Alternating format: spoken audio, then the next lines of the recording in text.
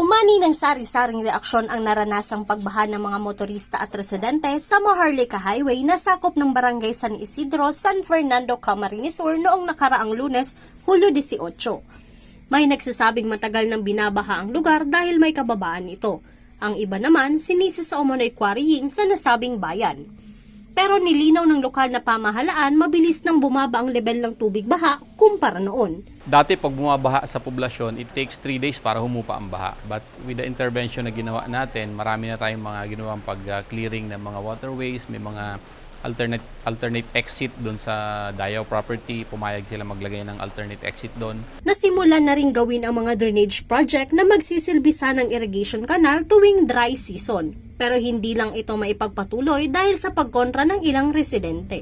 May ginagawa tayong intervention, yung parang diversion canal. The problem is merong 3 lote, 3 family na hindi pumayag na daanan galing doon sa mismong bungad ng Agus River, babagta sa likod ng Barangay Rizal at Buenavista.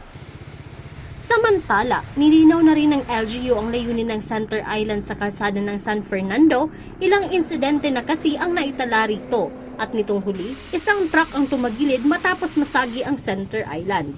Bagamat aminado ang driver ng truck, ayon sa pulis, napagod at mag-isa lamang na nagbiyahe ng oras na iyon.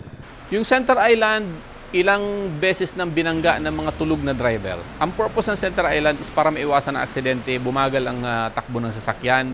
Nakadesenyo rin ang Center Island bilang proteksyon sa mga tatawid ng kalsada. Marge Sarico, CSN.